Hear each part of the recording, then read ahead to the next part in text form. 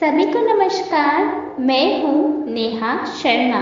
आप देख रहे हैं मेरा YouTube चैनल प्रेरक कहानियाँ एंड सुविचार। कहानी स्टार्ट करने से पहले आप सभी का बहुत बहुत शुक्रिया। अभी तक मेरी कहानियाँ आप सभी को बहुत अच्छी लगी है।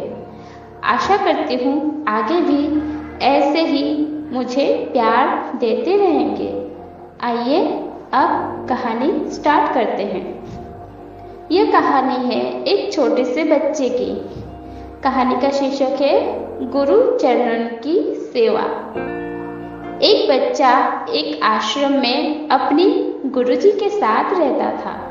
वो गुरुजी की दिन रात सेवा करता था और गुरुजी का हर कहना मानता था।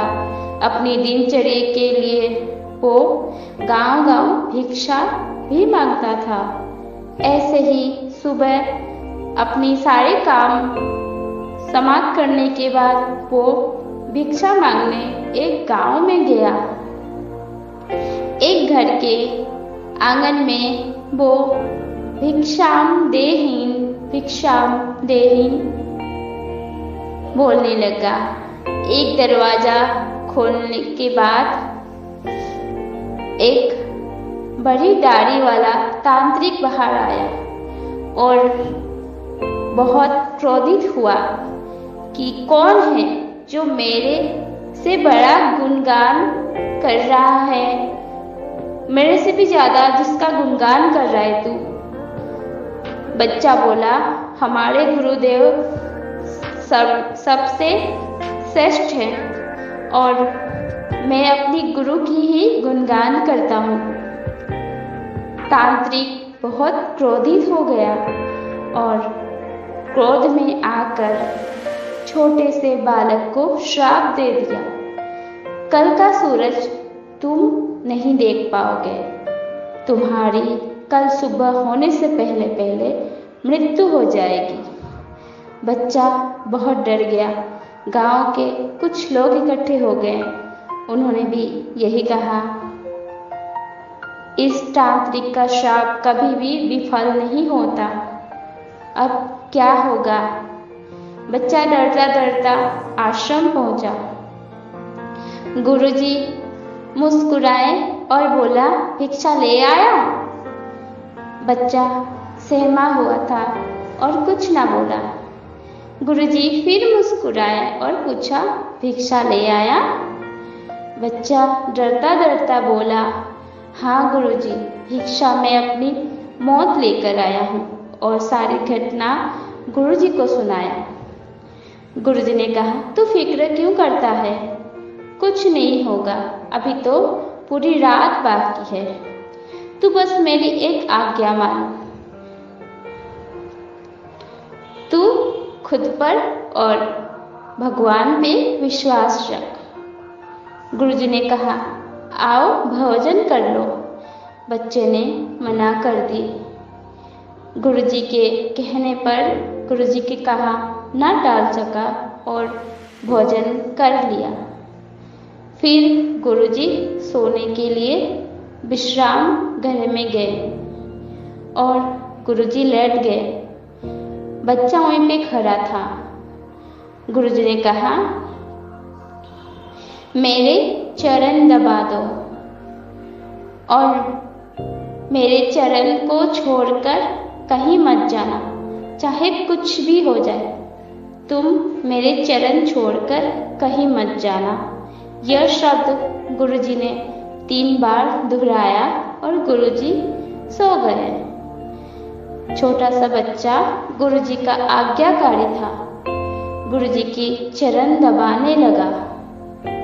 जब रात्रि की पहली पहर बीतने वाली थी, तांत्रिक ने अपने श्राप को फलित करने के लिए एक देवी को भेजा।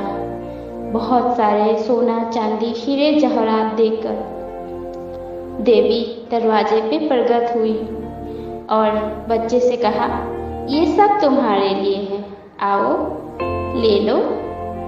बच्चे ने कहा, मैं अवश्य ले लूँगा, लेकिन मैं वहाँ नहीं आ सकता। आपको देना है तो यहाँ आकर दे दो।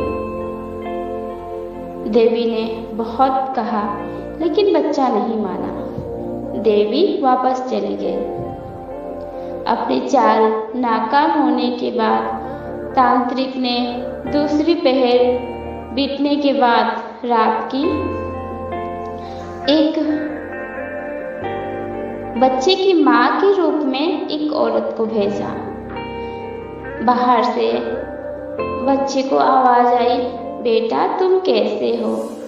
बच्चे ने सोचा अच्छा है, मरने से पहले माँ से मिल लूंगा, अच्छी बात है। उसने बोला माँ मैं अच्छा हूँ। माँ ने कहा बेटा तुम मेरे गले लग जाओ, बहुत दिन हो गए तुमसे मिले। बच्चे ने कहा माँ मैं भी तुम्हारे गले लगना चाहता हूँ, लेकिन अभी मैं गुरुजी की चरण दबा रहा हूँ और अभी मैं वहाँ नहीं आ सकता, तुम मेरे पास आ जाओ। ये भी चाल नाकामयाब हो गई। रात की तीसरी पहर होने वाली थी, तब तांत्रिक ने अपने शक्ति से काल रूपी राक्षस को भेजा। फिर उसने बहुत डराया बच्चे को, कहा तुम्हारी मृत्यु हूँ मैं, तुम्हें लेने आया हूँ, आ जाओ। बच्चे ने कहा चाहे कोई भी हो, चाहे मृत्यु ही क्यों ना हो, लेकिन मैं अपनी गुरुजी की चरण छोड़कर नहीं आऊँगा। तुम्हें मेरे प्राण लेना है तो यहाँ आके ले लो। लेकिन वो भी चाल नाकामयाब हो गई। सुबह हो गई, चिड़िया अपने घोंसले से उड़ गए। सूरज आसमान पे निकल आया। गुरुजी की नींद खुली और गुरुजी मुस्कुराए, बोला बच्चा अब सुबह हो गई। छोटा सा बच्चा भी बोला हाँ गुरुजी सुबह हो गई। तो क्या तुम्हारी मृत्यु होने वाली थी ना? बच्चे ने सारी रात की बात याद की और गुरुजी के चरण पकड़कर रोने लगा। गुरुजी आपसे श्रेष्ठ कोई नहीं है और आज मेरे मृत्यु भी आकर लौट गई। इस कहानी से हमें ये शिक्षा मिलती है, हमें अपनी वचन पर अटल रहना चाहिए। हम चाहे जो भी वचन दें उसे हर हाल में निभाने चाहिए और अपने बड़ों की, गुरु की कहना मानने चाहिए। तो दोस्तों अब दीजिए मुझे यानी नेहा शर्मा को इजाज़त। फिर मिलूंगी आप सभी से एक नई कहानी के साथ। तब तक सुनते रहिए और सदा मुस्कुराते रहिए।